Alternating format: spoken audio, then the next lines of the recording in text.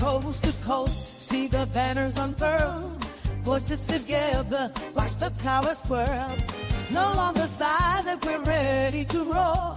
With passion and purpose, we're ready for more.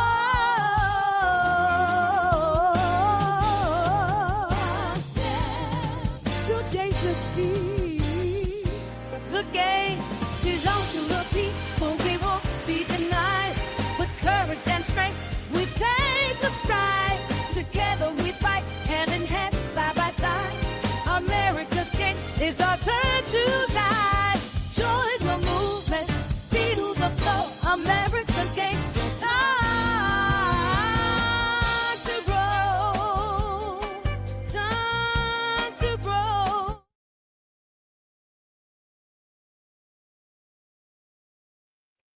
Yes, indeed, man. It's Prince Pierre back at y'all once again. The last time I will be talking about the Dallas Cowboys this season. Yes, indeed. This news couldn't be over, and I'm going back to regular scheduled programming. What is that, Prince? Whatever the fuck I want it to be. And it won't be these Dallas Cowboys. It won't be these motherfuckers. I don't run a Cowboy show anymore.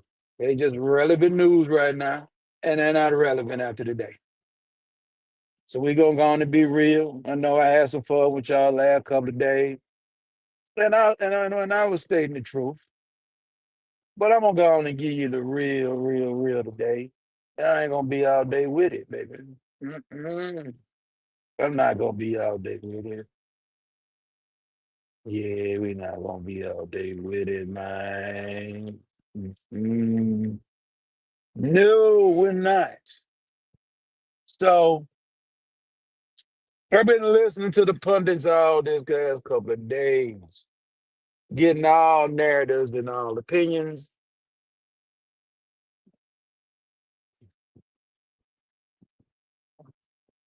But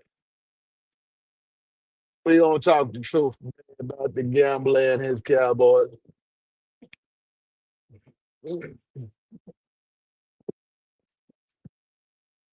How he just showed everybody who it was, and this man has not changed. We're gonna be real.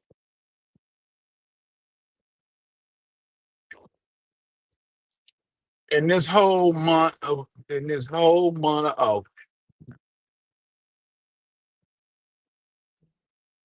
when training camp begun in the end of July,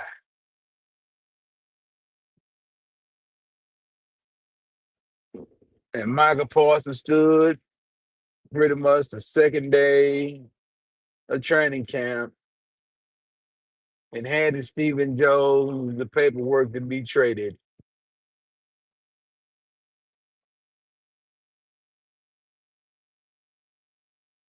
It pretty much was a done deal. We didn't believe it. A lot of y'all didn't believe that Jerry Jones could do it. But you don't know Jared Jones. This is the reason why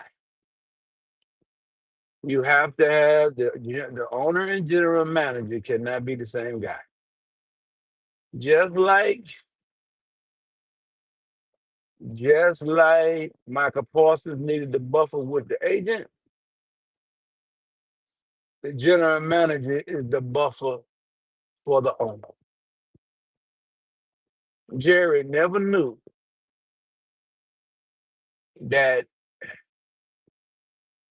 if you got somebody between you and the coach, between you and the player, the conversations, it's hard to have a real conversation with an owner slash general manager because if you disagree with him entirely and really get in his ass and really tell him what it was, what it is, you're going to lose your job.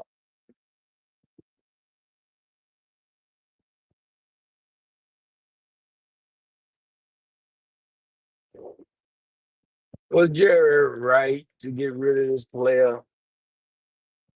Because he let the player play him.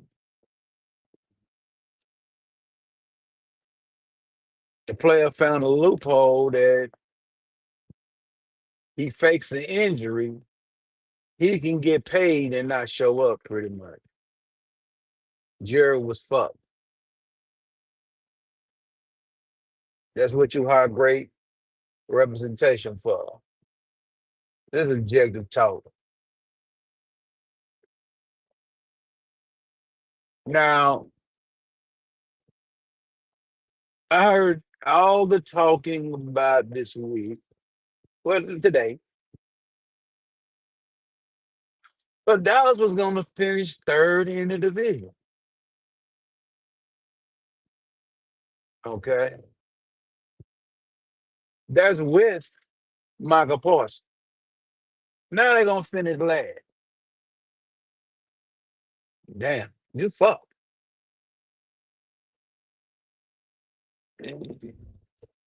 Because there's a lot of decisions that you made in the last few seasons that 21, 22, and 23. 23 was your year to actually go get it. And you ain't go get it that year. I remember. Mm. But you're not, this is a tear down. It's this time to tear it down. It ain't going to happen. Uh,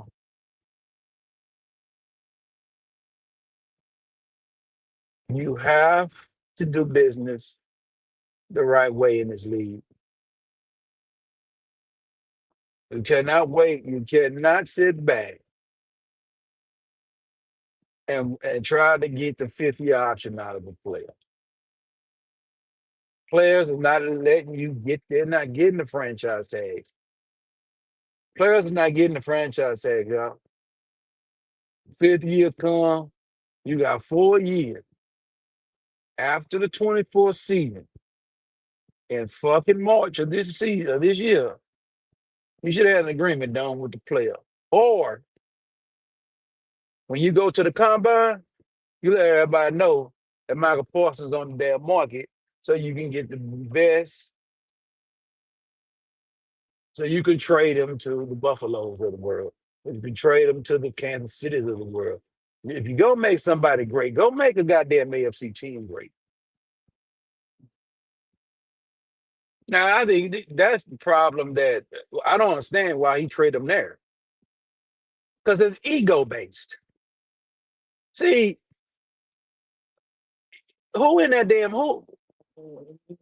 Why would you do your head coach that way? If you're not gonna have the player, I'm gonna see this some bitch in 4 weeks. It ain't even about the trade. And then I don't give a fuck if you got two twos and you sit this ass to fucking goddamn East Baltimore. I don't give a damn if you got a 1 and a 2 when you sit in the goddamn Kansas City. Nobody gives a damn. You'll look foolish, but this shit here is going to stay in your face every year because if you're good, you're going to play them. Even if you're terrible and it comes down, you're going to play them. But you don't get personal with these contracts.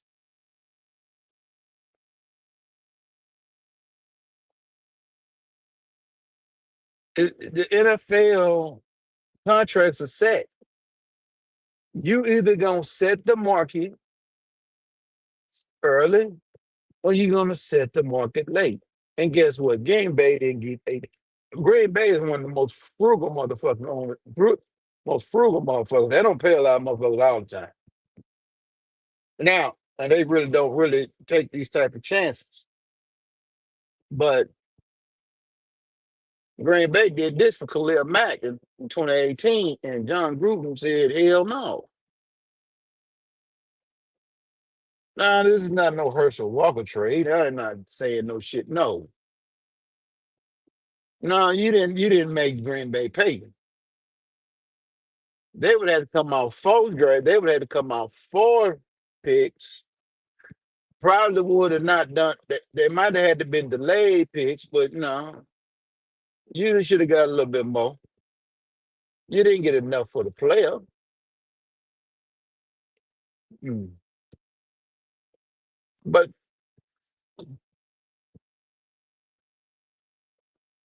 you had a better chance, just paying the player. And you could probably, well, you had a better chance that this was the player you couldn't play with. This is the player you couldn't play with. Mm.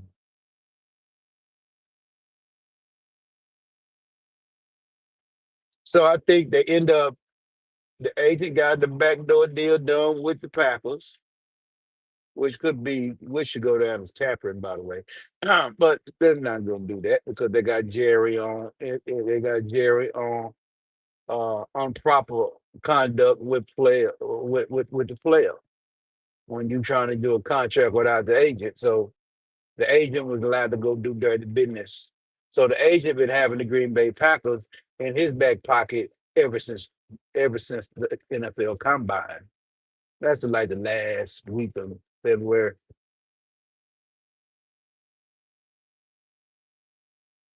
So Margalera, however you say his damn name, been having the Green Bay Packers in his back pocket. So that's when Micah Parsons came to the camp. He wasn't trying to hear anything Jerry was talking about. Unless Jerry bend over backwards and talk to the damn talk to the goddamn agent. Agent said we want $200 million, Jerry. We want 150 million guaranteed. Jerry ain't paying that. Mm. And they knew Jerry wasn't paying that.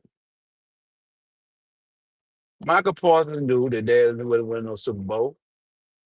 And he basically pulled a Kevin Durant. But Jerry helped him pull it. What does that mean? He joined a team that kicked his ass 2 years ago and embarrassed him and ran all over his ass in the playoffs 2 years ago. Jerry just assisted him, and Jerry just did a sign and trade. This was basketball business. This was a LeBron James move. This was taking your talents to South Beach, and Jerry capitulated to it. Jerry got played all the way around. Yeah, I came on talking shit. Fuck you, Michael Parsons. Thank you, Jerry Jones. Yeah, but at the end of the day, you did get something out of that. Didn't want to be here. But if you do business the right way, if you trade them to the Packers, you might get 3 first-round picks, get a pick in this draft, or you might get a pick in this draft, trade up and do something. Or you might could have called up, like you say, someone could have called up Tennessee. Tennessee might would have been in the business. Or you might could have got the goddamn Jacksonville Jaguar. And then you could have replaced it, Michael Parsons with the nigga that's in goddamn with another Penn State guy that's in goddamn wasn't there. Problem is, it's been reactionary in Dallas for the past 30 years. There ain't been a plan since '89. Hear it again. Ain't been a plan since '89. And you had a head coach in there that knew what he wanted to do and knew how to do it. He tell Jerry to do this, and Jerry would sign off on it. And Jerry don't want to collaborate with a coach like that ever again.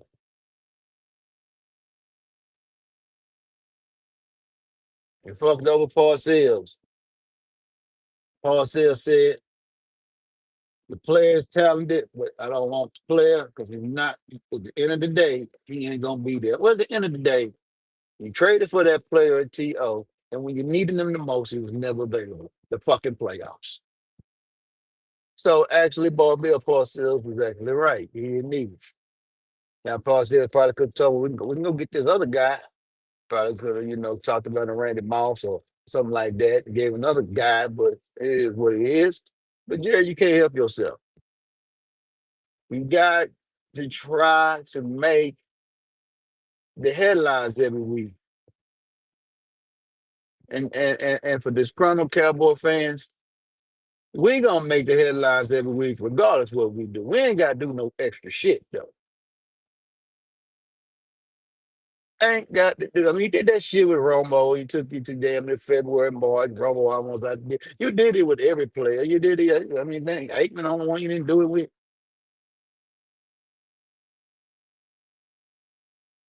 So I mean, you did it with every player that you had. Every player. So I mean, at the end of the day, who the fuck is Micah Parsons trying to bug Jerry's system, right? See, the difference is I'm objective. Who is he? And that's really what it was. That's what it came down to with Micah Parsons and Jerry Jones. Jerry basically saying, motherfucker, I've been doing this shit since '89. I won I got 3 Super Bowls. I know they old as fuck, but I won. I held the patrol for 3 motherfucking times. You ain't never hold up a motherfucking thing with that. That ain't how that works here. You trying to get that guy that what to what? Get you to hold it up a couple more times. But Jerry, somebody asked how many rings Jerry has squandered in his general manager career.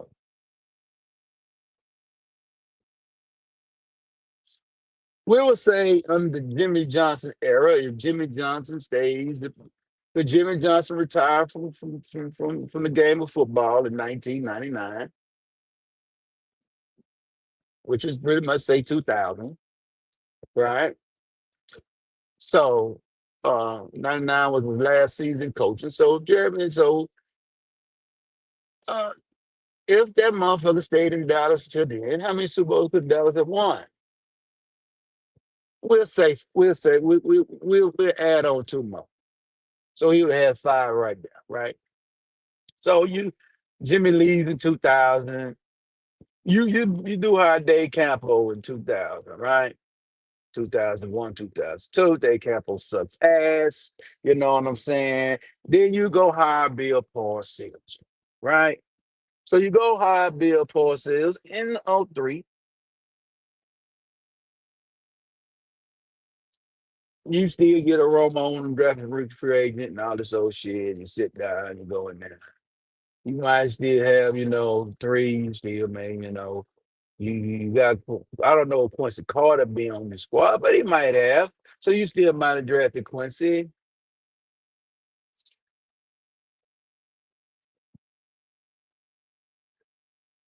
And then in '06, you let Parcells run it the way he wanted to run it, never bothered him. Just let him run that damn thing. And I think in '07, I think you do. I think you probably would have made it to a Super Bowl. You probably would have deal with the Patriots, but you would have made another appearance. So you would have had 6 Super Bowl appearances. You still have 5 rings, Jerry. You'd have made 6. You come back in '09. That was a pretty good year. Parcells probably would have left. So you would have been Parcells probably would have left around about '07 probably been Parcells last year. So in '08, who would you probably would have hired? I don't know. Well, let's say you did hire Wade Phillips, but you let Wade Phillips hire the offense coordinator he wanted to hire. And guess who that coordinator was? The late great Dan Reeves. He was going to be the offense coordinator. So you got 08, and 09, and 10. I believe in one of them seasons, you probably would have made another Super Bowl appearance, and you probably would have won one. So you would have had 6, Jerry. Now just say, you do keep Wade for a little while longer, Wade fall off, or Wade retire, or whatever you want to do. Who else would you hire? And they say Jason Garrett was somewhere, and you hired Jason Garrett. I best believe in 2014, you probably would have won that game. But you probably would have played the Patriots. You might have lost. So what I would say, Jerry, as of today, and then I come into today from 23 to 23.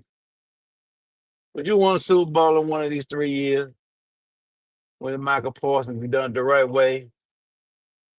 I would say in 23, you would have made the deal. You would have made a trade in the trade deadline, and you would have got Derrick Henry. Now, I did forget 1 year with Dallas, went to won the division in 2018, and they went down there. That was coaching, so I get that as they lost. But got Derrick Henry. You might have won. Who knows? You went over there, you make the right player, might player. I think, Jerry, you would only, I would say this, you would only have one more ring without the Jimmy Johnson era. You only have one. Even if you did it the right way. Because at the end of the day, you ain't the guy to be a general manager, Jerry. So if you do it the right way, you'll have one extra chip by yourself. That means Romo might have got you enough. Could Dak get you one? Well, I think if Romo had got you one, I don't think you would have been really fucking with Dak. I think you would have been, as soon as Romo got back on the field, you would have been trying to ride Romo until Romo had to retire. You made Romo retire, Jerry. Yeah, you made him get out the football league. You made him get out the game. You pushed him out of the league. That wasn't your job. Push him out of no league. Trying to save money. There was nothing to save. That quarterback wasn't ready to win no Super. Dak wasn't ready to win no Super Bowl. Ain't and never would have been. So when I looked at your whole career, even if you did it the right way, you left goddamn, if you left Jimmy alone, I don't know if you draft. I don't think you even get the rights to Randy Moss. So I'm not going to even say. But they could have got rid. They might not even got the rights. Dallas might have been drafting 30 or something. They might have. Yeah, in that season '97, they might have been drafting 32. So they would have got the rights to him any damn way. So we're not going to go there. So we're not going to put Randy Moss in that era. That's the clean. That's the clarified situation. Ain't know where Dallas going to get him. So. Yeah, you're gonna have one more ring, Jerry. Mm. You would have 3 more rings, I would say. But those Jimmy Johnson rings wouldn't count, right? Because they don't give you credit for them Jimmy Johnson rings, because them Jimmy Johnson rings, they say. So you would only have one ring by yourself as a general manager, Jerry. Mm.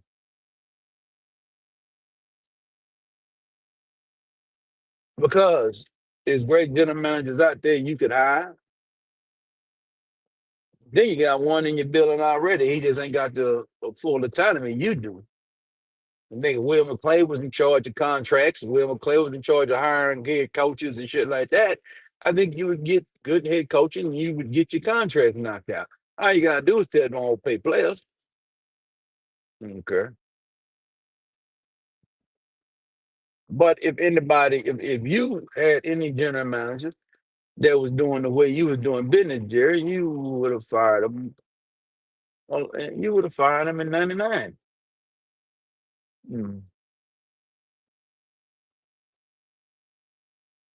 Even Jimmy said it in the moment. He said the contract was Jimmy was in charge of the 53-man roster. Jerry was just in charge of the contract because Jimmy didn't want to be a hypocrite to a player. Tell you that you're a goddamn worth $1 million on Monday, I mean on Sunday, and come on Tuesday and say you ain't worth 2 cents. He said he can't do that. So you has fucked up this organization, Jerry. Everybody knows it. Have you had some teams that have been good and have been on the brink where they'll play? Out of 30 years, you only had two teams that was a play away from an NFC championship appearance. '07 and 2014. That ain't good enough. Other games, you getting your ass dusted. You getting your ass whooped. You wasn't in it. You could say '06, but you was in the wild card round. So, you still had to go to Chicago. I give you '06. '06. Oh, I give you '06. It was a play away, probably. You could really made a run, but out of 30 years, that ain't good enough. You got 4 playoff wins out of 30 years, Jerry. 4. 2 by Romo, 2 by the quarterback you got now. Because of the bad things you did in them years. Parcells left you a trough of players. You squandered the player. You got ex-players that was under the Parcells era. They on ESPN talking about telling you got goddamn DeMarcus Lawrence talking about they'll never won Super Bowl under this current situation. You got everybody that been in your building, they telling you, see, difference between that's why you always go back to the 89 and 89 and 90, 89 era. That's the only era that can give you any validation. Is it no other area? The 2000s can't give you no validation. They can't. The 90s only validation you got. You ain't done nothing in this millennium, sir. You ain't done nothing in this century.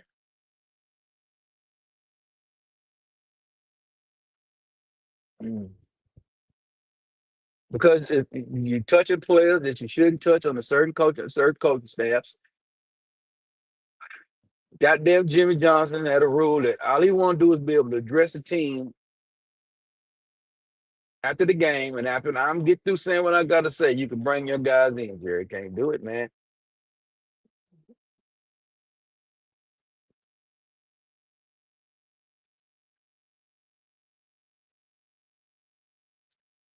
Jerry can't do it, man. Jerry is a businessman. And when you are dealing with oil and marketing and all that, it ain't no rules in that shit. And what I mean is, ain't no rules in that shit. Is all risk taking anyway, right? The football is a relationship business. You have to get motherfuckers to play out of their mind, play out of their souls, but control. You got to get every inch out of a player. Jerry don't get everything out of no player.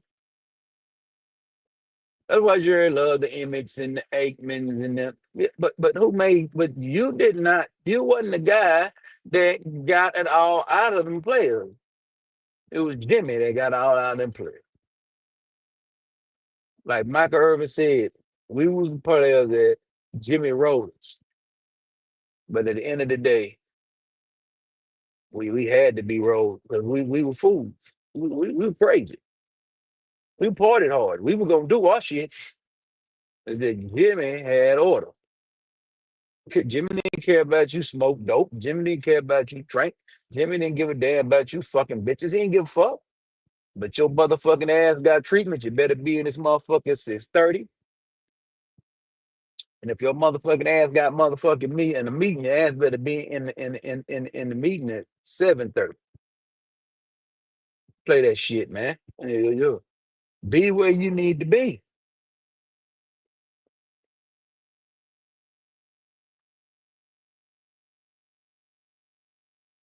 mean, you start at 8, man. You better be in that motherfucker at 7:30, man. I already be there.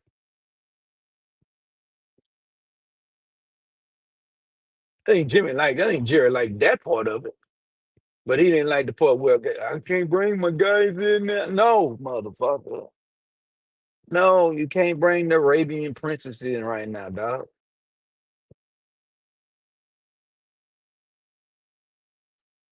No.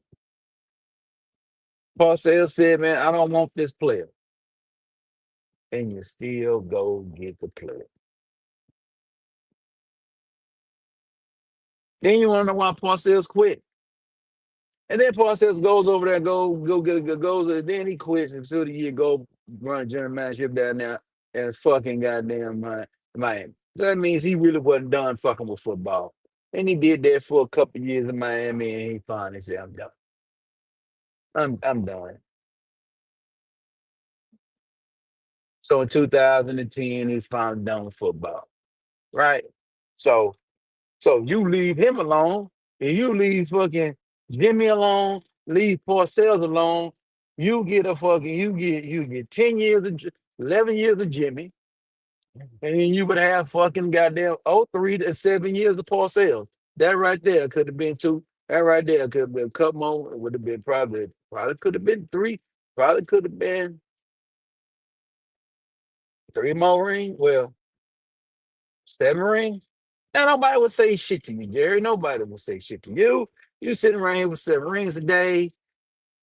You just won Super Bowl, and now you might be a decade behind. It's 25, so you ain't won none in 15 years. Nobody be tripping. Now you go get you another good head coach. Man, you had an opportunity to go get last year after that debacle. You don't fire the coach. Instead of firing him, so we don't need to be paying no coaches that ain't coaching. Yeah, but he ain't winning, so what are you talking about?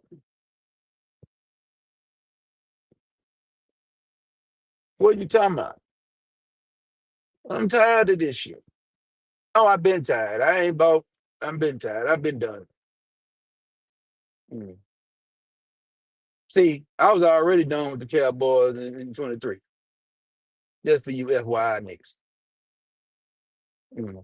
I didn't watch the little football in motherfuckers last year. Mm. Because they're not gonna do anything. So yeah, you're a minor league team you're a minor league affiliate for the Green Bay Packers right now, Jerry. That's what you just did.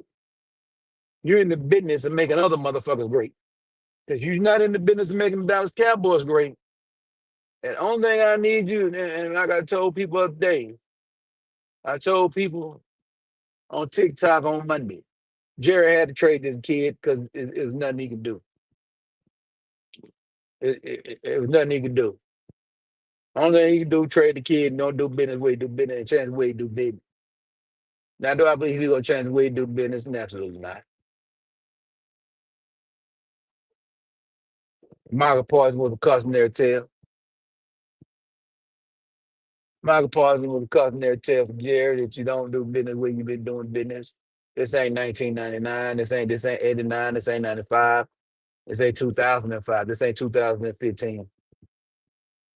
It was 2025, and you dealing with a player that know the history of this team. So I got to get all I can. It's just I might never win anything. I got to get all my money.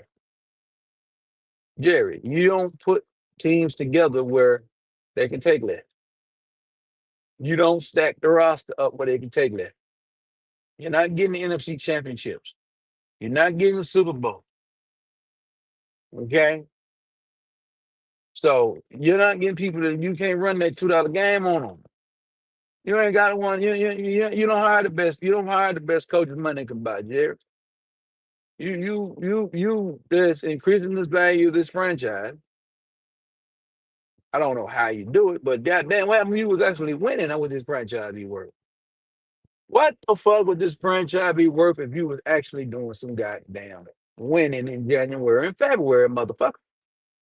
You'd be probably a $25 billion franchise right now. See, you greedy, but you ain't really greedy, Jerry. You greedy, but you ain't greedy. You ain't greedy the right way. You greedy the petty way. You want to be greedy with the money to pay to the player, but at the end you still pay the player because you have to pay the player.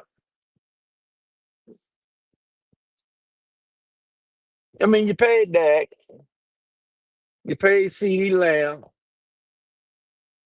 but you choose not to pay Micah Parsons. It's all good. Because you know why? Because you fucked up paying Dak. You don't believe Dak can win you shit. It's just he's a black quarterback and you don't want the race games talk. So you said, well, I didn't take it out on the goddamn black pass rush. I just go take it out on the nigga pass rush. Shit, so they can't. So that's why when he said his press conference, what about Dak Prescott? Yeah, but okay. And you know damn well you weren't supposed to pay him. See, if you take the stand on the right people, nobody could say nothing.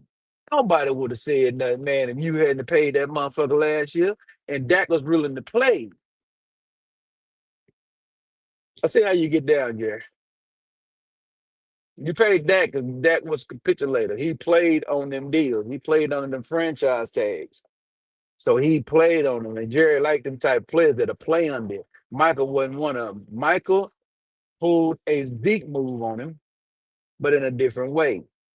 Now, I think if the collective bargaining agreement fucked y'all, I'm going to tell you how it fucked Jerry. If Michael Parsons was allowed to hold out traditionally without getting fined, without losing any money, I think if Michael Parsons and fucking Cabo, Michael Parsons is still in Dallas today. But because of the new way they do business and players got to hold in now, and he was the first hold in player, you know,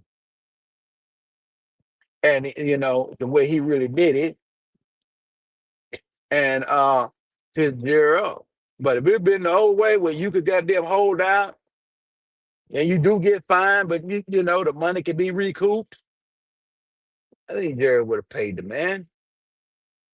He probably would have, yeah, he'd have paid him. But Michael didn't want to be here, neither.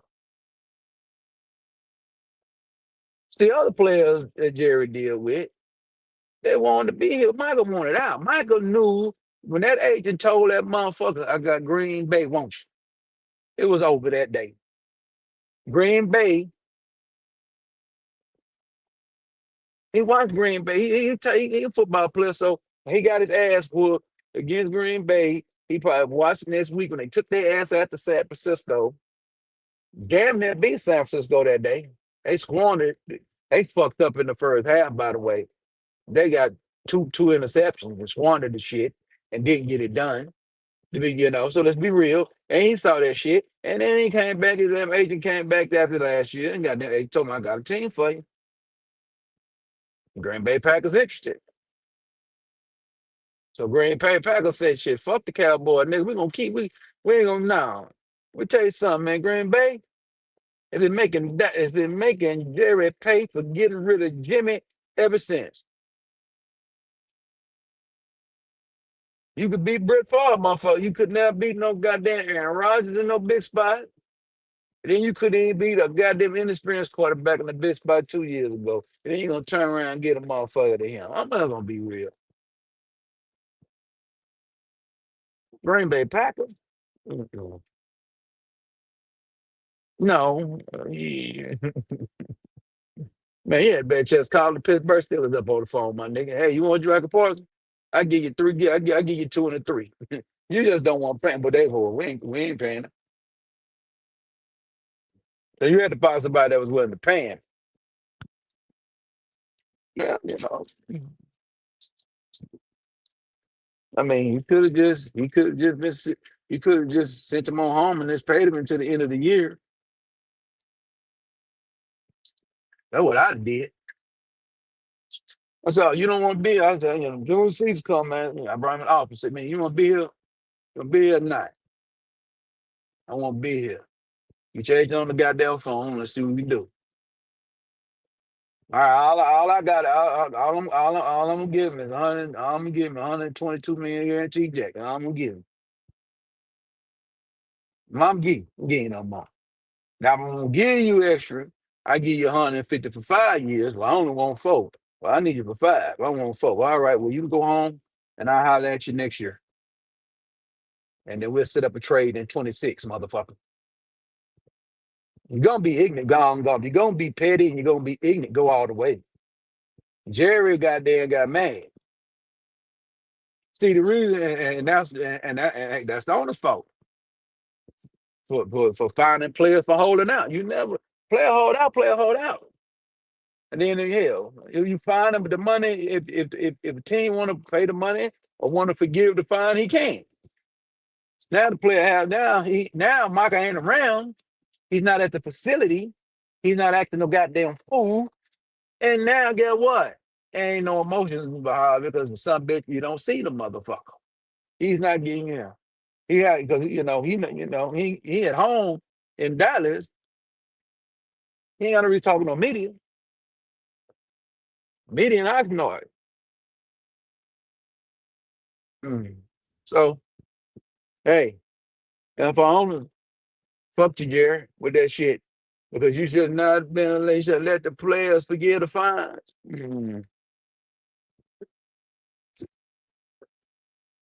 Because this was the first year that fines are not forgiven in the CBA. There's been any other year and fines are forgiven. Micah Parsons would have been nowhere around Oxnard, would have been probably in Cabo or anywhere he needed to be. And get what Jerry would have to do.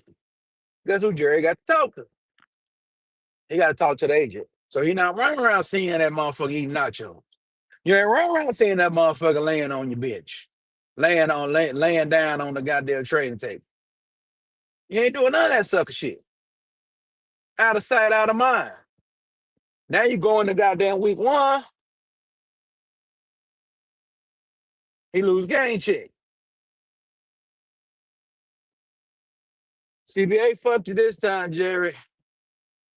You can't do business this way anymore, sir, because of the new finding and training camp rules. Players ain't eating that money no more. Ain't eating that. Players ain't eating that shit. I know that, right? Nobody talked about that, right?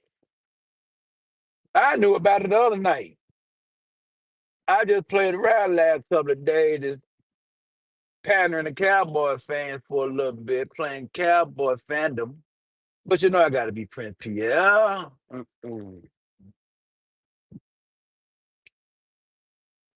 Jared tried to play old school game and a new game, and he got fucked. Got fucked royally. This is a cautionary tale for any NFL team. The other teams knew that. That's why you seen goddamn Jared could have got a 3-year deal done with this guy. He could have shortened the deal. He could even gave some bitch a 2-year extension. I don't know what Jared could have got him to a shorter deal, 3-year deal. So he gave him 3 year, $100 million.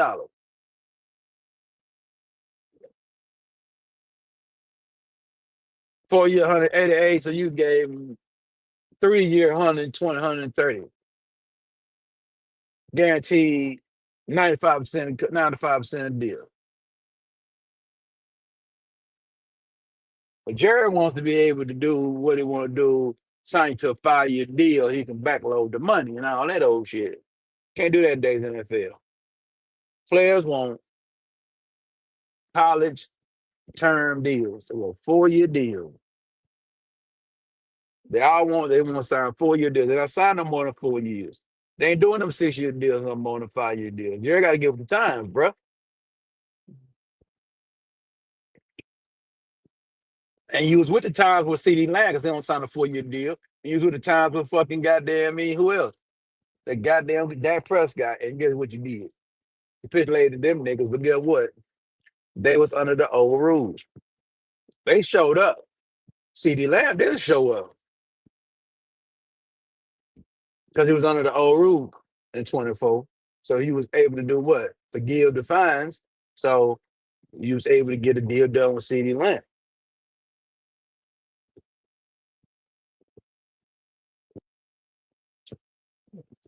But now,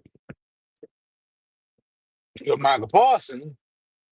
So Jerry said, I still got called slipping and pimping. You know, you know,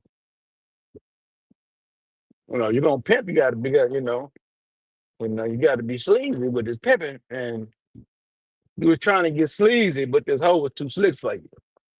You know, you got knocked for your hoe. You got knocked for your bit, Jerry. Green Bay knocked you for your bit. A better pimp won, man. A better pimp won. The Jerry said that Mike is the second string. What Jerry trying to say? He my second string. No, he was the top holder.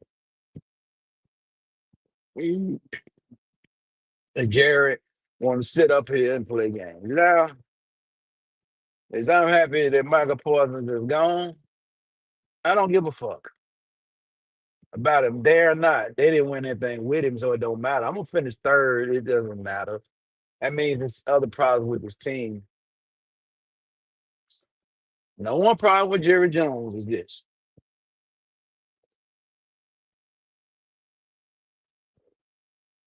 You hire irrelevant head coaches, sir. Or you have good head coaches and you make them irrelevant. So you don't hire the best coaches that your money can buy to get the most out of the talent.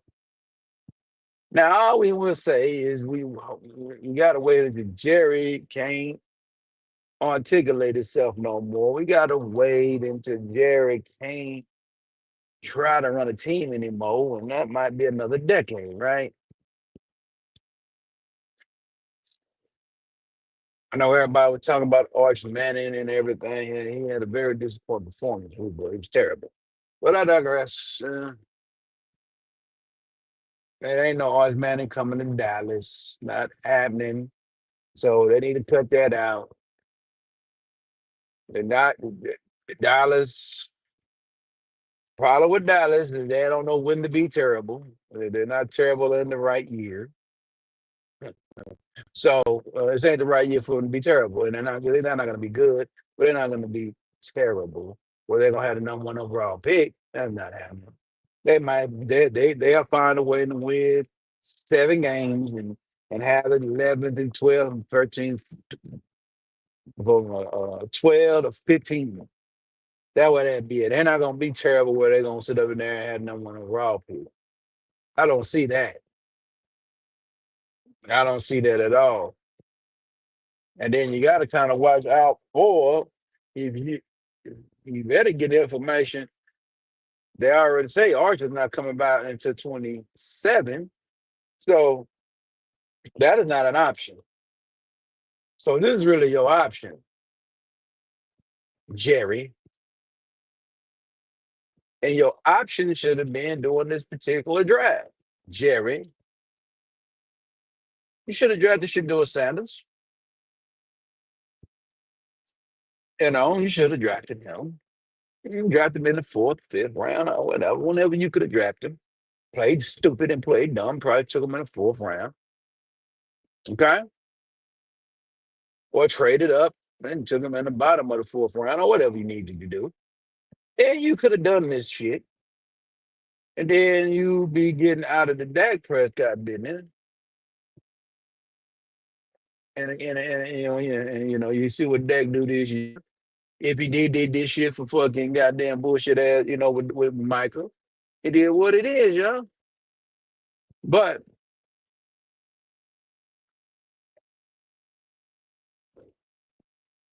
it's not a great look. It's not a good look at all. You could have got. I think if Green Bay was the team, I'm getting more out of Green Bay. I'm getting two. I'm getting. You have to get 2-1, a 2, and a 3. You have to get that. That's what you have to get. You got to get 2 1s and 2 and a 3. That's what you're supposed to get. I don't care about that player. I go, now I got Evan. Probably gonna probably be the best knee tackle in the game. I might go trade for him and put him in the middle of my defense. But and that's no shot at Kenny Clark, but I don't believe that I don't believe that's gonna work out, you know. And I got Philly that's coming up Thursday night, and everything says they gonna get their head knocked off. And they're gonna get their head knocked off with Micah Parsons. So Jerry ain't got the deal done, and when he's supposed to got the deal done, we should be sitting here. There's no wrong, waiting after the fourth year of the contract or the rookie deal, but you got to. You have to pay the player for the fourth year. And this is the reason why you want to play the player the fourth year. Because you can put some of that there, you can front load that money into this year's cap. So say if you got 25 million on the cap, and then when you pay Micah Parsons, right? Because he already 21 million on he already carrying 20 million on the cap. Then you can take the signing bonus and get a big signing bonus and put 10 to 15 million dollars on this year's cap. And now it lessens the burden. But if you pay the player early and you pay him, say, soon as Bosa got his money, and you see Bosa was like 30 something, $34 million or 34, you should have hurried up and got on the phone, call up the goddamn agent, and told the agent you could offer him 30, 38, 39, and now you chilling. You can't wait on these players, man. Hey, I'm not saying Brown got 27, right? That's when Jerry supposed to got on there and got the money to goddamn CD Lamb.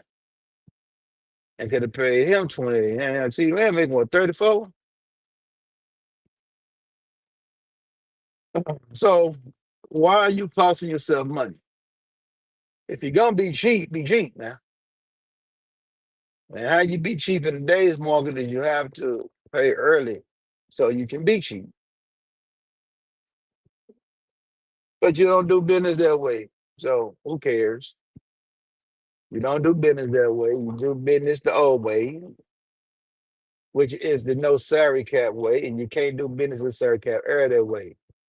In today's NFL, when you identify that a player is good.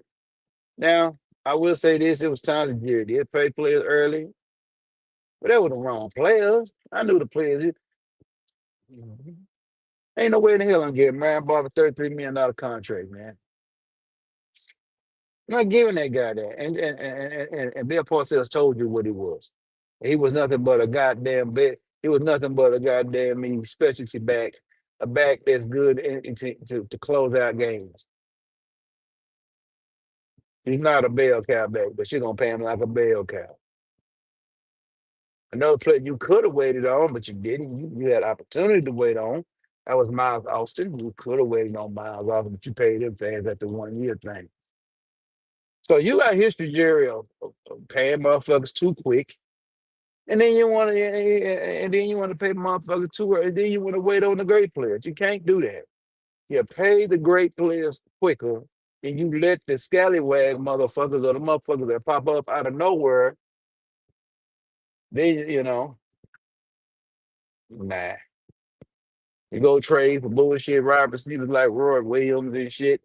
There's a lot of shit you did in Dallas, man. You go trade for Joey Galloway. I'm like, really, dog? Say them picks, nigga. You missed out on Randy Moss, huh? Well, you asked in goddamn 2005, they go trade for Randy motherfucking Moss. You don't go get the players you fucked and missed. You just go get other motherfuckers. That's the shit I'm talking about. You don't go get the player you fucking missed in 98. When you found out the Raiders wanted him, you don't get on the goddamn phone. Get out of here, man. Now, if you were going to buck Parcells, that's you should have bucked him for goddamn Miranda Moss, not no Terry Lawrence.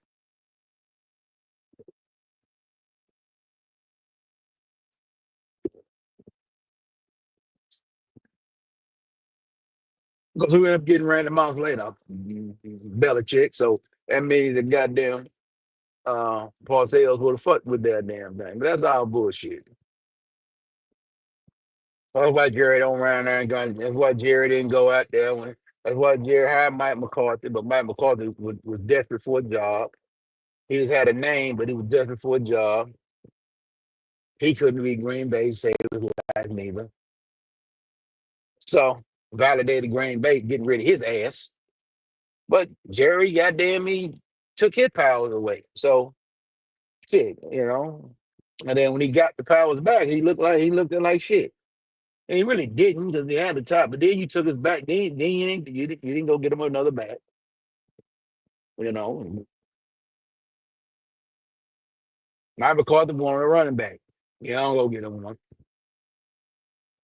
You even hamstring your coaches. You may I don't know what you don't. If you're going to emasculate them, then you have to. If you're going to emasculate the head coach, then you got to have an abundance of fucking talent in this business. That means you got. That means, goddamn it, okay. You can't do both emasculation, then be slack on the talent. No, can't do that.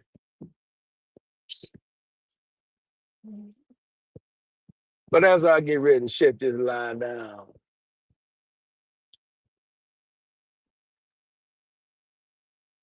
the final opinion on the Dallas Cowboys and the Micah Parsons trade is what I have learned about this particular decision.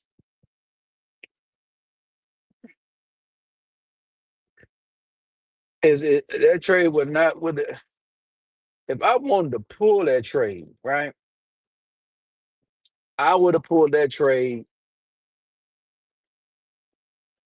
I would have pulled that trade this coming up Thursday. Won another game. That one I'd have pulled. I'd have held on to that something bitch for a whole week. Fuck that. I'll keep talking, bitch. Well, then you ain't beating Philly no goddamn way. You wasn't gonna keep Michael. You ain't beating Philly no way. So you might well made the damn trade the day up. Got on the phone with him, say, "Yeah, what y'all want? Yeah, man, we want 2 1s. We got 2 1s in the playoff. Yeah, check this out. Or check with you next week when you went up in the ante. I'm gonna phone up on him. Call him back the next goddamn Thursday. Call him back next Wednesday. It's coming up Wednesday. Hey, okay, you really give me what I want? Nah, I ain't the phone up on him.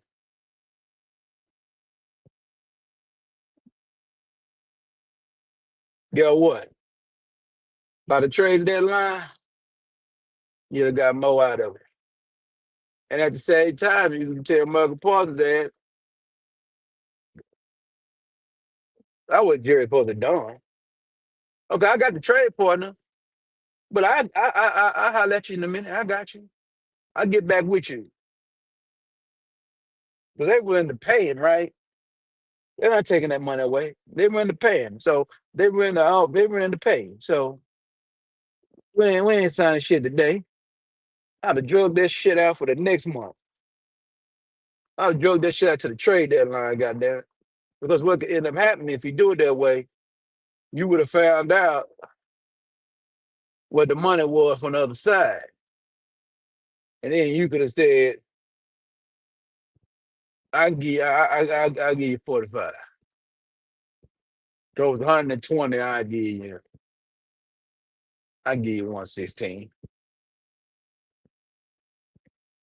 If he say no, then you just okay. Let's pay his salary as he sit at the fucking house. I'm gonna trade you anyway. I pay your little 21 ragged ass, 21 million motherfucking dollars. You sit at that goddamn house. I don't want you on my field. I pay you to stay home. That's how I am with a player.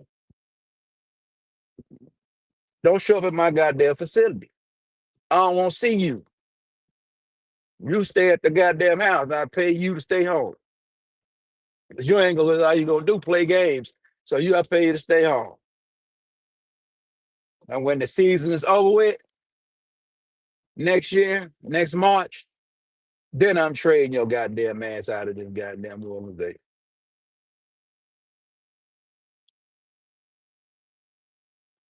But you can slap the franchise tag on him and you can still trade his ass. hmm But you guarantee 2-1, then you can negotiate to get more what you want from him.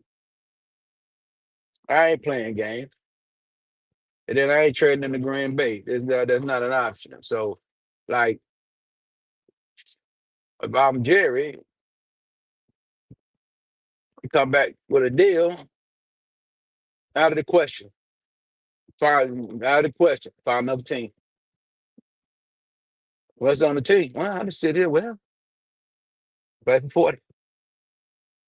Jerry told him, no, Green Bay's out of the question. Green Bay out of the fucking question, dog. It's- I'm not trading the guy to where he want to go. I trade a guy to where he accepts to go. It's a difference. You're not bringing Green Bay to me first. Because I already know who you want to go to. Green Bay almost ready to go. So Green Bay makes sense. Them going, they throwing 47 million. I ain't shit to them. They think they got opportunity to win a Super Bowl. I'm not trading them to them. I'm just being realistic. I mean, I'm not trading them to them. Come on, let's be real.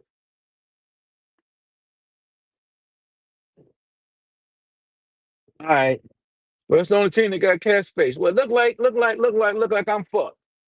Look like you gonna play? Okay, well let's stay. Well, I pay you. I cut 21. This guy will give him his 21 million a day. Cut his 21 million a day. He can stay at home, and then that's how I do business. You don't want to play for me. You got me on the injury play game. I'm gonna get you out of here by the trade deadline. Somebody clear up some space because it might be a team that we don't know of. That's what Jerry fucked up at. Jerry act like it was a trade deadline today. Want to trade that down today? Day? Where he fucked up at? Mm-mm. Shit. That disrespectful. And he playing a game like that, man. You're gonna have to deal with it. Either he gonna come in to play or not play. But at the end, but the only reason why Micah Parsons was able to get away with this bullshit, how he was able to maneuver this trade, is because of you can't hold out in training camp anymore.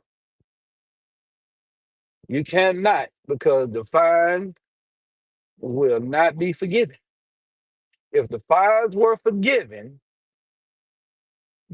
Michael Paul's still a Cowboy today.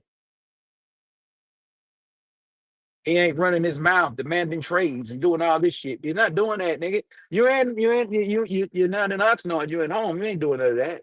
So if I don't talk to your goddamn agent, I don't have to. Well, you gonna get out here on the go Channel 8 News or get on your goddamn Twitter? So he'd have been on his Twitter feed and shit and doing a little podcast every week, talking shit. That's all he'd really do. And who would have looked like a damn fool? He would have looked like a fool. So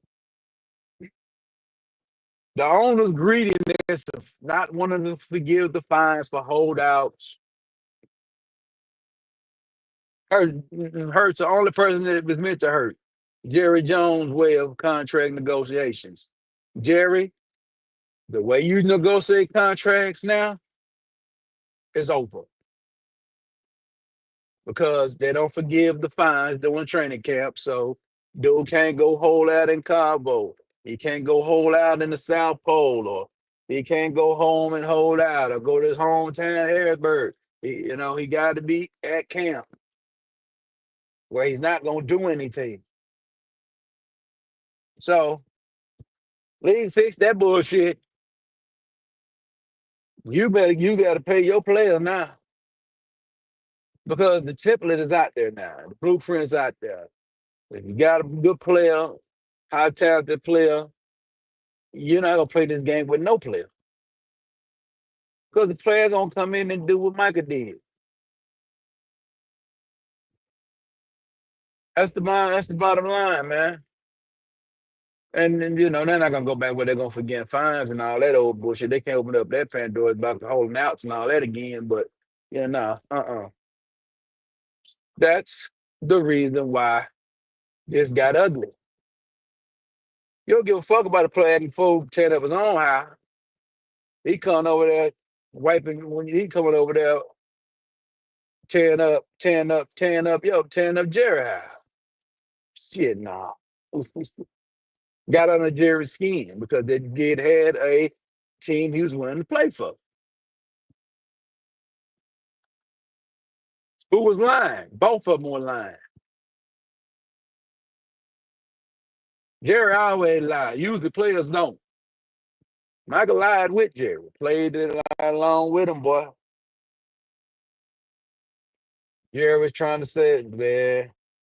Jerry was trying to sell slick to a guy in the oil, boy. Michael got him. Michael got him.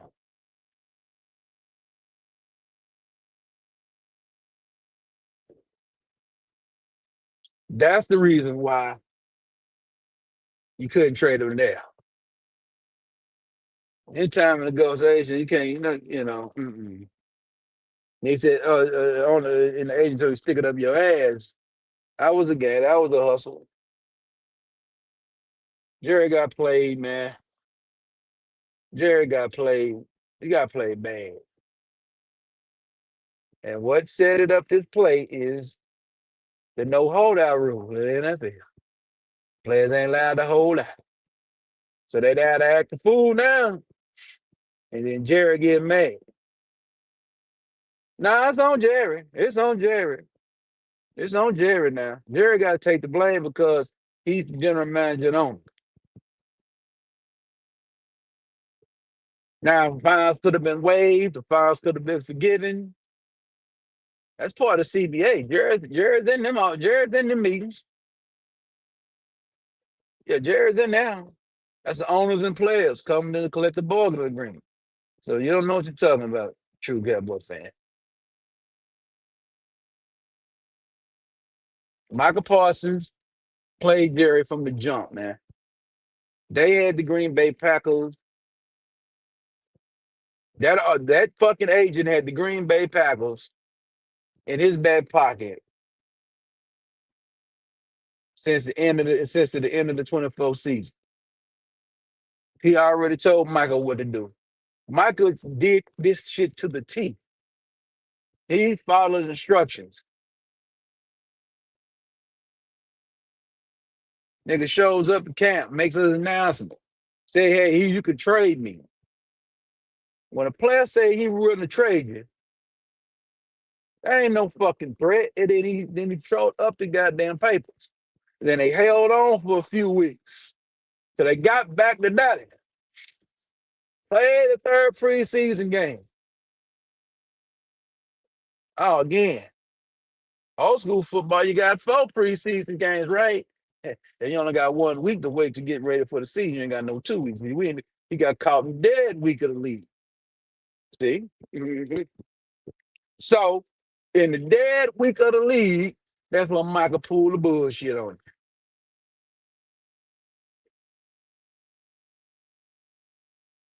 Michael pulled the bullshit on him. So they get an opinion from Dallas on the doctor. He go get a second opinion.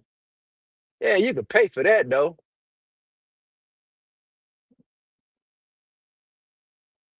Why? So what forces him to do what?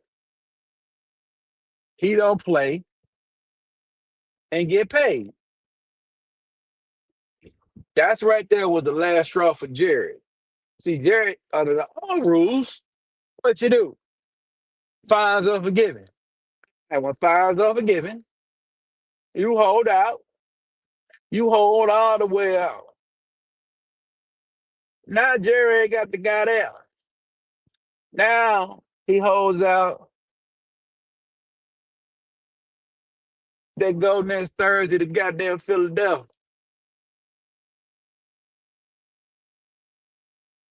They lose. Now Jerry sits back like, damn. My God, to pay him. But guess what? Jerry still wins because he ain't got to pay him 47. He pay him 42, 43, 44.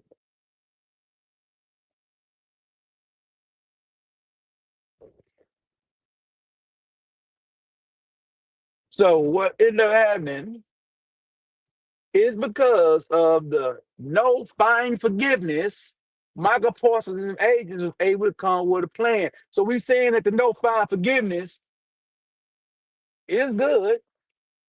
It forces teams to get deals done. So it actually don't hurt the player. It actually helps the player. That's why you seen you had other two teams. You had fucking Cincinnati pay their player, and motherfucking goddamn what's the name pay their player. Washington paid their player. So hold in force the teams to pay the player. Because if you don't pay the player can go play hurt, and then you have to pay his ass for that season of no work. So that benefits the player there. That actually benefits the player all the way. Because he don't have to practice. So they thought, we can do this. He go, no, he ain't got to see. You got to pay me, get my services. So that's why other players, back in the day when they had to hold out, the team could still, they didn't care about you not practicing in the preseason. They don't care about you playing in preseason. They don't want you to play in preseason no way. Michael Parsons was never going to see the field in preseason. They paid him. So preseason don't even matter. But when you do that damn no loan forgiveness, no fine forgiveness, and now owners can't play them games because it benefits the owner to forgive the loan because the owner can get the player where he can, if he ain't playing, the team lose, boom, he'll go on and take 44. Then that's how it go. But that's what Jerry was depending on. But nah, he didn't depend on that dude was gonna scheme though. He didn't believe that Michael was game to fuck up. That he was ears him up. That he was willing to play dirty pool and willing to go low with Jerry. And Jerry like, this motherfucker, what? Nah, players don't do that, man. Well, Jerry, whatever love he had for the Cowboys, you took it from him. So when you take something from a motherfucker or you show any kind of disrespect, then it's our hands on deck. We seen Michael Parsons previously fighting niggas and doing all kind of shit. So we got to stop playing around. Let's be real. So I'm gonna just tell you what happened. I'm gonna tell you the game that the owners want to play. Well, y'all should have just left the damn holdout shit alone. But you know why they changed the holdout rules? Because of Zeke Elliott being in Cabo. That didn't really piss Jerry out. Jerry ain't give a fuck about that. He got a deal done with the kid. At the end of the day, Jerry don't care about that shit. He got a deal done with the kid. The other owner's like, nah, we got to shit this down. We got to force these motherfuckers. They going to see the NFL. So they voted on that shit before either you're going to pay or you're going to trade players. That's what they're coming down to. And I'm going to tell you, in the next CBA, which is 5 years away, it will be no more. Franchise tags will be gone. They're going to get rid of the franchise tag. And the 50 option is going to be gone as well. So you're going to have 4 years. Well, they still had a 450 option, but you might as well. You got to pay the player. Because 50 option is if you pick it up, that means the player's good. That means you're supposed to do what? Pay the player. Get a contract extension done. If the motherfucker's a bomb, you don't pick up the 50 option and you let them walk after 4 years. Well, that ain't happening. So, yeah. No, what you it's all on Jerry. Jerry's the owner. Jerry's the one that got the bank account.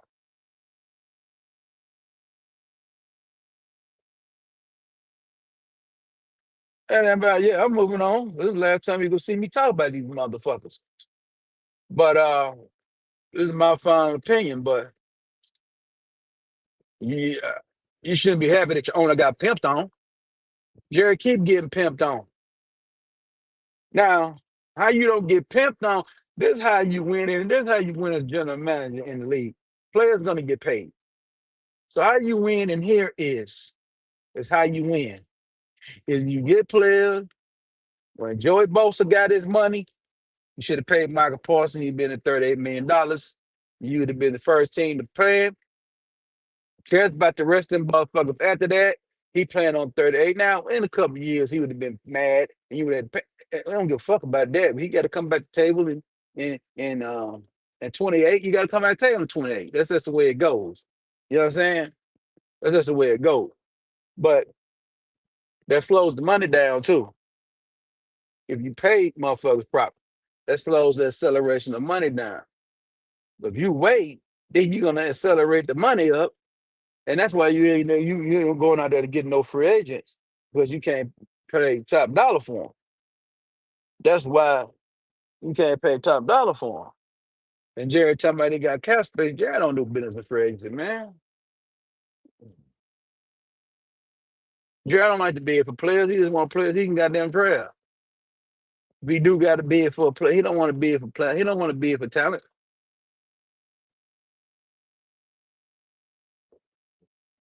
Why do you think Dallas don't get involved for agency like they should? They don't want to bid for shit. Because what Dallas try to do is they try to get a team, hoping somebody, hoping, they can try to get them for cheap. Well, you can't get nobody for cheap for. That's why Dallas can't not compete for agency. Because remember he overpaid goddamn you Dion.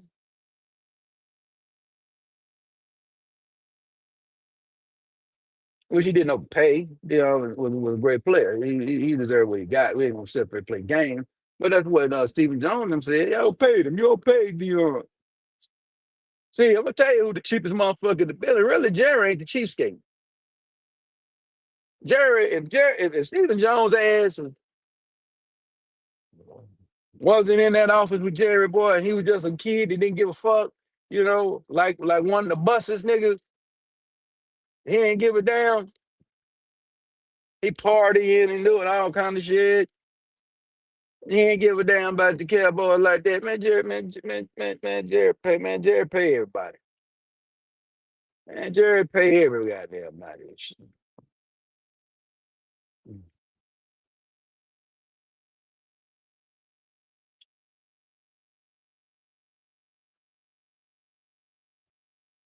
So like I remember like late 90s, about 90, like late 90s, about 90s, about 2010, man, we ain't had no problem with people getting paid in dollars. I don't even remember no time. We paying motherfuckers. Jerry was paying the Roy Williams of the world, paying Darren Wilsons, Leroy Glovers, Flows Adams. The niggas was getting their money. Romo getting their money. DeMarcus Ware got his money. All them motherfuckers was getting their money. All of a sudden, man, Jerry they got it around about 2016, man. Jerry started playing with the money, man. Playing with dead money, playing with Zeke money. And what he does is get bad blood. Why you think you pay Dez in 16, you pay Dez in 15, 18, you cut it, but you got bad blood in the bad blood. It creates bad blood, dog. But when you pay a player early, now you pay the player early, right? And you pay the player on time, I would say. Now you get to where the guy might slip a little bit. Now you can walk in the building, walk in there, and the player, walk in the player and the player, and then y'all fool and shit, and you keep the relationship poodle. You don't want money being the problem. If it's a problem, then you got to get rid of the problem. If you don't think the player is worth it, then you got to let him go. But the player is worth it. So You're haggling over crumbs. And it is. You work got it's crumbs at the end of the day. To y'all motherfuckers, to the owner, it's crumbs. Because it's a salary cap and it's a goddamn and it's a floor. You have to spend, I think, 80% of your cap anyway. Something like that, and then play a salary. So you have to spend the money. Shit, it might be either 60%, 75, something like that. It's a floor though. And you got to spend that damn money. You can't hold on to the money, man.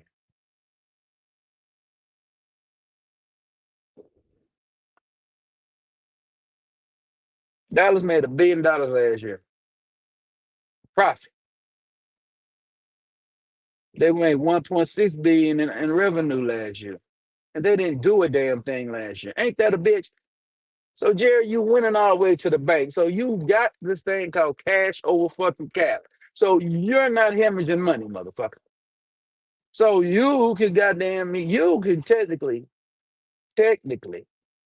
you could get, you could build you a super team, dog. If you paid these motherfuckers on time, you could actually be you a super team.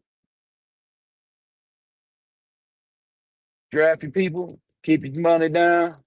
Now you sit around 50, 40 or 50 million under, probably could be like 40 million under the cap. Now you can go get, now you can go get Henry last year. You turn around, go get another corner or get another safety or whatever you need. Or go get you or go get you, yeah. And then keep drafting. Now your team is starting to form, man. It's starting to be super. Go get you some good linebackers. Shit. So, and then you be able to do what? Now you put a competitive team on the damn field. And goddamn it, you know, a real competitive team on the field. And you're blocking Philly for being great. Jared, you should be having goals, man, who you want to be better than. And I got to be better than Philly. I got to whoop Philly. If I whoop Philly, I know I can whoop Green Bay. I know I can whoop Green Bay. I can whoop the Niners. So I don't want to hear this shit, man. You is not getting it done. You're not putting a team on. You're not finishing your product. But you gonna let the damn Green Bay Packers finish the product off you. Okay, man. Now I gotta hit niggas miles forever. Yeah, you gave us Micah Parsons. No, man, not them niggas.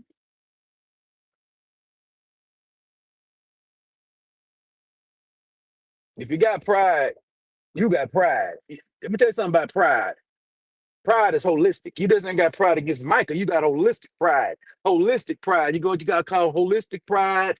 You got pride against your rivals. You got holistic pride. That means if I hate you, motherfucker, I'm not playing. I'm not trading your ass. I'm trading your ass I'm trading your ass somewhere terrible. I ain't doing what the Lakers did. I'm not doing none of that sucker ass bullshit. I'm trading your ass to some garbage, bro. Nigga, I'm gonna send your ass to Tennessee.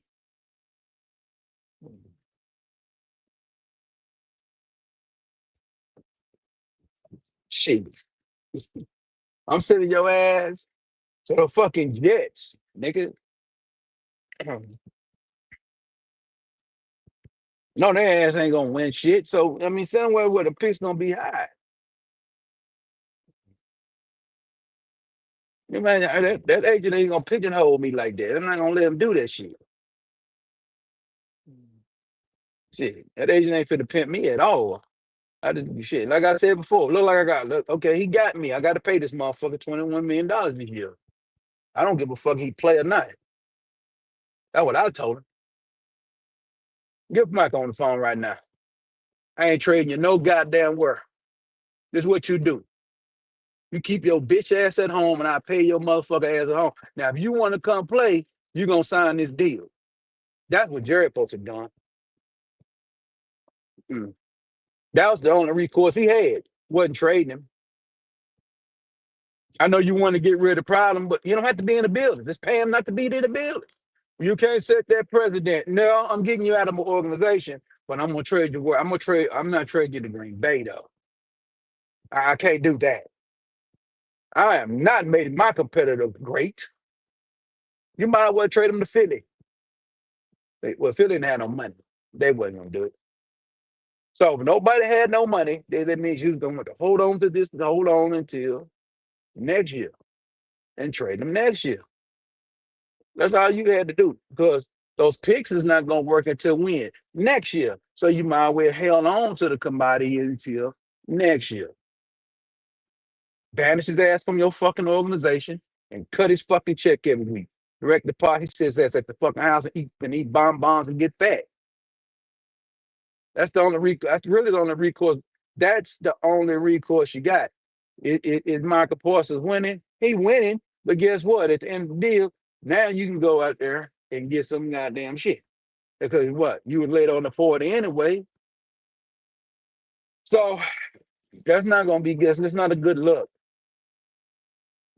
Call up Denver. Shit, Denver, you get to call up Denver, trade into Denver. Shit. But they'd probably hold the phone up. You probably try to get the corner off of them, but I give you a perfect example. Way back in the day, it was Clinton Portis with the Denver Broncos. Clinton Portis held out. He wanted more money. Goddamn me, Shanahan, Mike Shanahan had a system called the zone blown blocking system. Every back they put in, they got over 1,000 yards. So, like, now I ain't gonna pay you. So you know what he did? He said, okay, I trade you. Got on the phone and he called up motherfucking me. He called up goddamn me Washington. I said, hey man, let me get Champ Bailey off you. Boom, that's what Jerry supposed to done. What that mean? You gotta go get a great player, dog. You can't go get no 30-year-old guy. You gotta go get a great player. So that means I'm sitting out here calling up Denver. I need Michael. I need Patrick Surtain. Nah, we ain't going. All right. And you call up motherfucker. If you go do play with Green Bay Packers, you better get another pad rush or something. I need 2 picks. I need that running back you got over there. And I want that goddamn, and I want that motherfucker player. You're going to give me 4 players. You're going to give me more than what you gave me now. I got to get 2 players. They'd have done it. Mm-mm. Because a running back, they probably got another one over there. They ain't worried about that. Mm-mm. But Jared, you didn't do right. You know. Mm-mm. But I ain't trading no goddamn no damn Packers. That's not an option, bro. And it shouldn't have been an option. They let you know that Jerry got caught up in his feelings. And that's what I said. You a gambler that misplays your hand. You a gambler, but you don't have a poker face. First of all, I'm not doing all them damn interviews talking to no goddamn Stephen A's. I'm not talking to nobody. Man, I'm gonna talk to my goddamn, because he promoting the goddamn. First of all, that distraction, I wouldn't even have been talking about that distraction. I'd have been talking about my fucking documentary that I got going on. I learn anything from Jimmy and Parcells, huh? Y'all don't talk about players that want to be here and the players are already play. Don't talk about players. But when you're the general manager and owner, you think it's cool. You're not getting over the coach hasn't done over the media. So what you doing?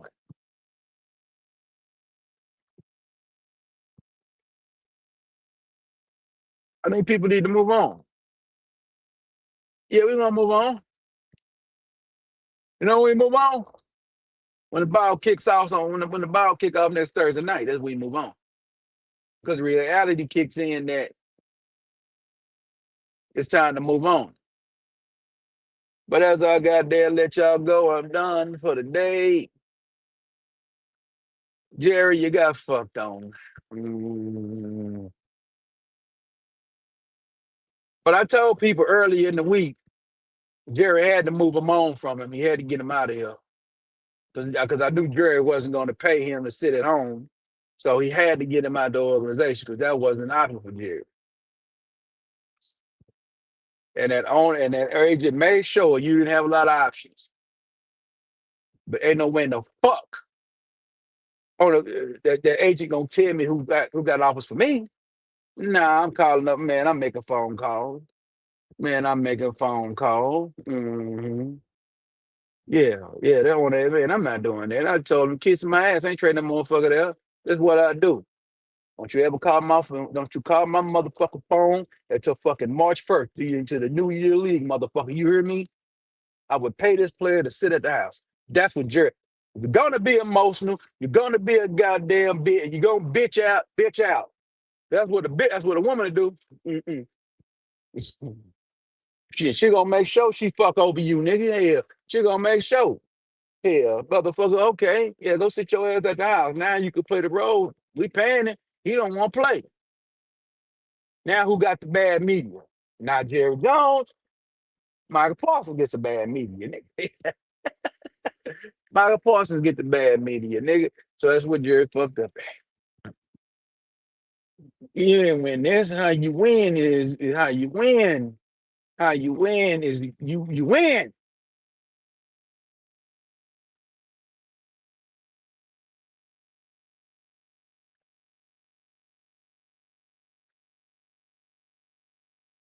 We're not getting on the goddamn. We're not getting the post press conferences talking this shit. And we go motherfucking me. Yeah, we got 2 picks. Man, you ain't getting none. You need players, Jerry. Mm. And them picks gonna be low, and you're gonna have to parlay those picks, bro. You're going to use them picks and trade and try to trade up. That's all them picks are trade up picks. So you're only gonna get one impact player with them. You're not gonna get 4 impact players. You're only gonna get 2. So if you sitting at fucking 9 and you're sitting at 9 and this year's draft, and you need to get the 3, you might be able to use that fucking 22. Say the bastards don't make, say the bastards go out in the first round or day 22. You might be able to take your 9 and trade your 9 and your 22 to move up to 4 to get the pass rusher you need. So that's what you better hope. You got to instantly replace Michael Parsons with a pass rush. So that's all you can do with the picks. Just replace the talent next year and start the damn clock over again with the rookie scale again. That's what Jerry like. He like playing these rookies. But the key to these young players, they don't really get great until they 5th and 4th year. So that first 2, 3 years, they're gonna make mistakes. You gotta have veteran leadership, a little veteran leadership on that motherfucker to get you over the hump. So I'm just telling you what I feel about it. I'm just telling you what mistakes that they made. He been making mistakes for 30 years, y'all. So he's never gonna change. He is who he is. Uh, he's a gambler that always misplay his hand. He misplayed his hand again. He misplayed his hand. We have to be honest, man. There was only one. It was only one alternative. Hold on to the talent until next year. That's all you could have done. Jared wanted him to play. I don't give a fuck. Hey man, you ain't got to play for me. I'm gonna get what I want out you. That means either I'm gonna get my blood or I'm gonna get assets off you. See, you ain't got the mindset. It will be blood. It will be blood. Goddamn it. Micah had a goddamn mindset. It would be blood. And he cut Jared the fuck up. What? He pimped Jerry like a $2 hoe. So it was all about the money. I'm seeing your ass in New York City, nigga. Man, I'm sending your ass to California, nigga. I'm calling up. Well, ain't nobody. Man, one team. Ain't nothing but Rams ain't got no money. 49ers ain't got no money.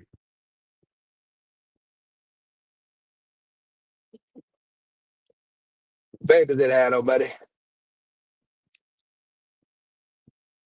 Denver had money. New England Patriots had money. Why you send them to New England? Why you didn't send them to a true, really upstart team? I'm gonna look and I'm gonna trade. I'm gonna trade you to a true upstart. What that mean is, if I put Parsons with the New England Patriots, they might miss the playoffs. They might go 8-9. Well, guess what? That pick is in the top 15 pick of the draft. I'm good. Now I go trade and get 2 picks from them.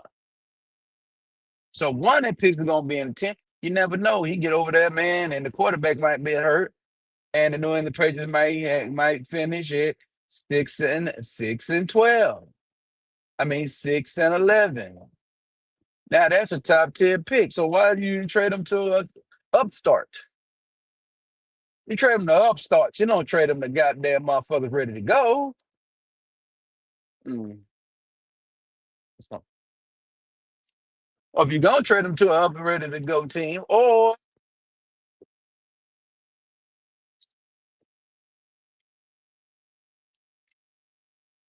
you should have held on to you probably should have held on to your little 3rd round pick. Called out the Miami Dolphins. Mm.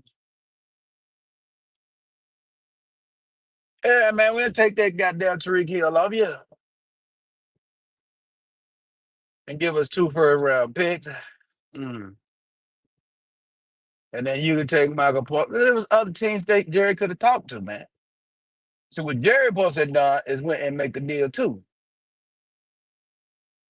Motherfucker called me up on Thursday or Wednesday. I got the Green Bay deal. I don't want that deal. That's the only deal I got. Okay. All right. Get on phone. Call Miami. Call gang teams. Call teams that got cap space. It's interested in doing business. It might be a team. It might be the Tennessee Titans. And all they can give me is a 1 and a 2. I give the 1 and a 2 I give my if I'm gonna give them away, I'm gonna give them away. Give them Tennessee. You don't want to get paid. Now if we come back with but we don't want that. Well, I thought all you want was your money, man. Then you get in the media and say, we ain't paying this motherfucker nothing. Mm. Mm. I don't want him here. Mm. Then you come to the press conference, I'm not coming with this bullshit that well, we needed this. No, fuck that. You the fucking bad guy. You the bad guy, be the fucking bad guy. As I close. When you put if they consider Jerry the bad guy, you be the fucking bad guy, and you that's being the goddamn bad guy. And you tell because you got to put a message out to your team that hey,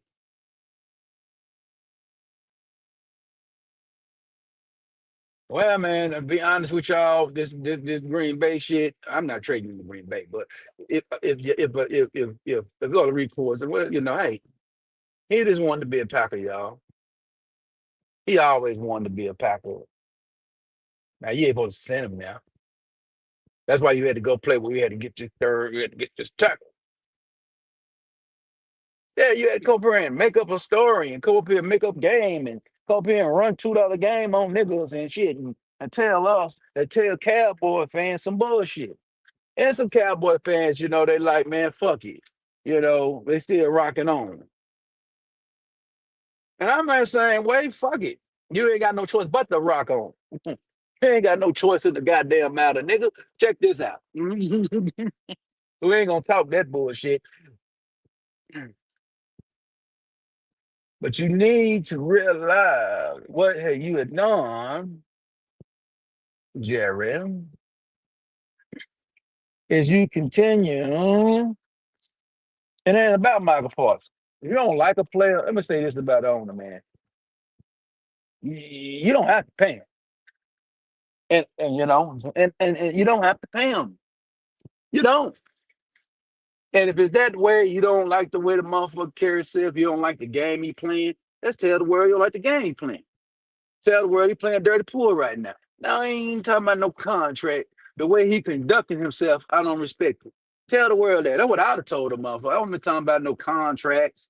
I wasn't been talking about no motherfucking me. Somebody finna get fired in Alabama. Alabama don't get beat 31-17 to a bullshit ass Florida State football team. Bang the Alabama way, baby. They finna get that piece of shit Washington, Pac 10, Pac 12 motherfucker out of there. Get him out of there now. I ain't no Tide fan, but goddamn it, I don't need to be seeing the goddamn Alabama swim Tide sitting right here and getting their ass lynched. You understand like that now? That ain't the Alabama I know. Alabama don't get whooped no 31, no goddamn 17, no goddamn Florida State. You lying to me. Now, Florida State ain't shit.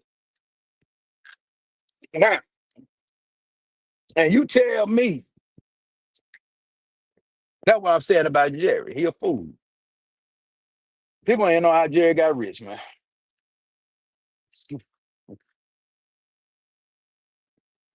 Jerry want to get in the NFL and do his own thing. And it do work sometimes, Jerry. But when it comes to this football shit, and they come to this goddamn me player shit, Jerry, you ain't good at it. You was good when you hired old Jimmy, man. Jimmy made you look very good. Jimmy made you, sir. Jimmy didn't make me. He did.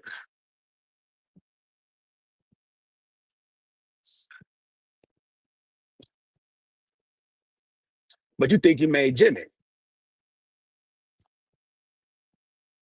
I don't know why you got a big ass ego. And why your ego is so fucking big and you really not a football lifer. You was a business, you a businessman. And you're not a football businessman.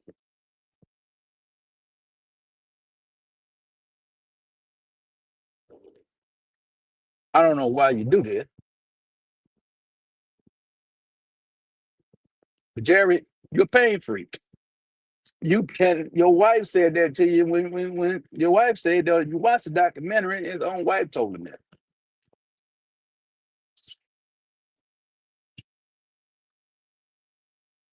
He said you can't have it easy. You cannot have it good. You got to have some hell around you. And the key to Jerry want to win a Super Bowl with the controversy. He want to win a Super Bowl through controversy. He don't want to win a Super Bowl then have the controversy after. He got to have the shit. He's the real J.R. Ewing now. Mhm.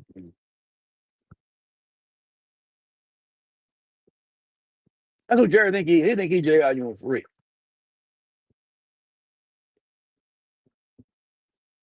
When I was past your time, I don't know nothing about it. I was a kid. I was a little kid, I was a little kid, 89, so I ain't really know all about no goddamn Dallas like that show.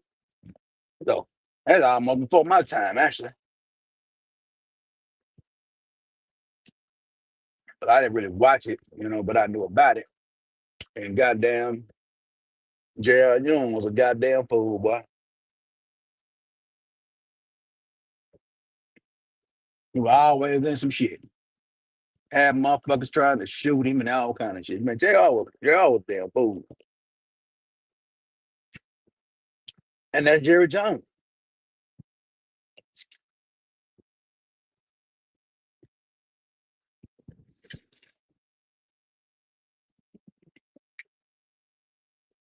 I'd rather Jerry Jones be a damn dope fiend.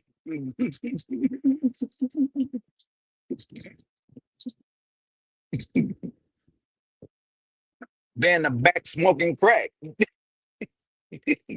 and win a Super Bowl.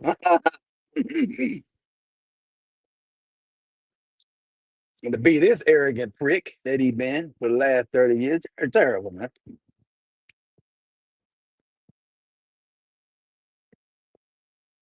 Jared think he really slick, though. Man, the players ain't trying to hear it, man. That's why they got agents and shit. They ain't trying to hear it, dog.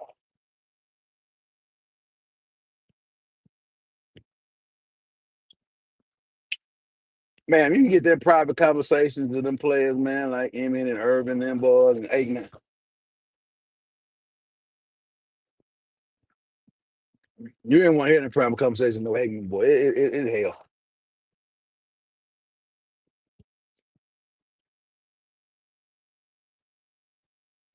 Aikman even said it. I don't understand Jerry Jones.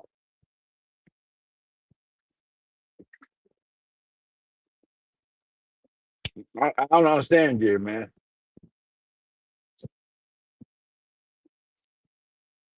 Jerry's legacy is set.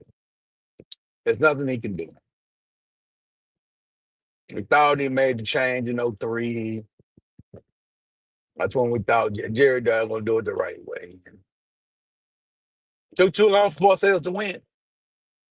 He let Parcells make it for '03, '04, and '05, man. Jerry got tired. That's how bad that roster was, Jerry, that you had when you gave Bill Parcells, though.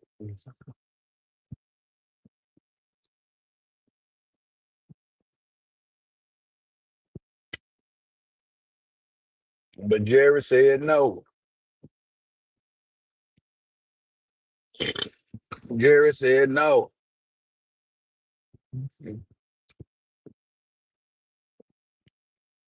But as I'm upset with Jerry Jones, absolutely not.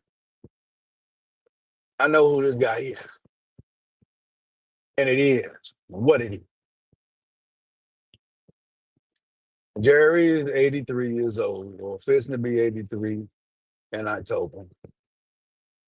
And we cannot be sitting up here asking 83-year-old men to change.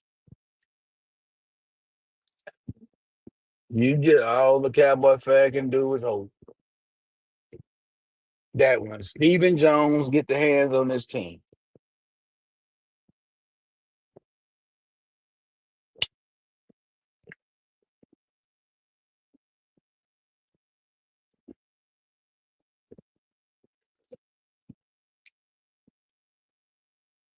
which actually could be worse.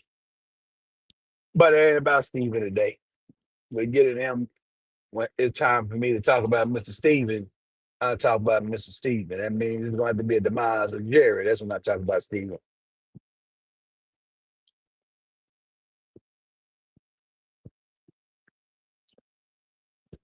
That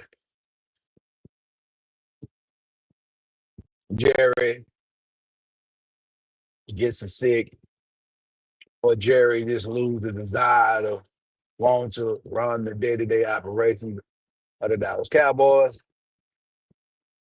And Stephen Jones will be like, I don't want to run the day-to-day neither. And I hire me a damn general manager.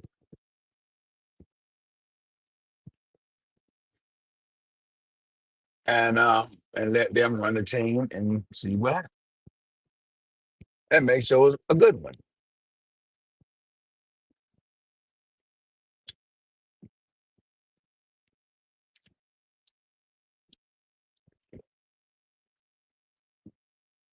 So and make sure it's a good one. But that day might be 5 years away for that happening. I let Jerry get to his late 80s. So about 5 years from now.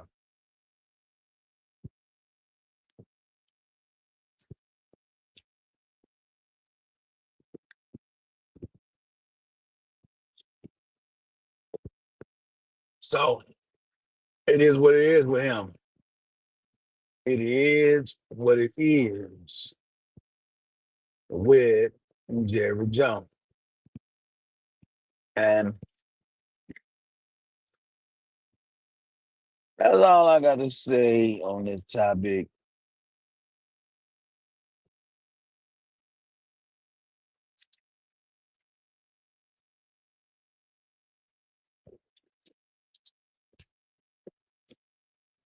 Only way I talk about the Cowboys again,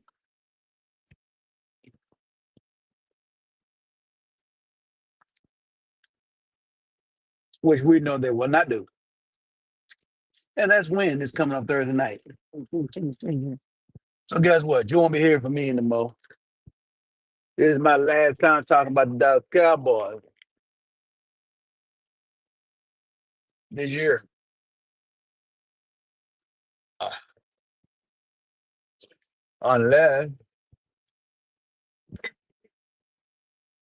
they get into December and they sitting around here with 8 or 9 wins, which nobody believes they will have. So look like I won't be talking about them, right? And I'll be back on the regular scheduled programming. I will talk some football, but it won't be them people. I will talk some politics. I will talk female male dynamics. We will be talking other shit, baby. We will not It's our turn tonight. be talking no motherfucking Cowboy no more. America's game. Thank you, Jerry and Micah Parsons, for interrupting my goddamn regular scheduled programming to talk about y'all's hypocrisy in the National Football League.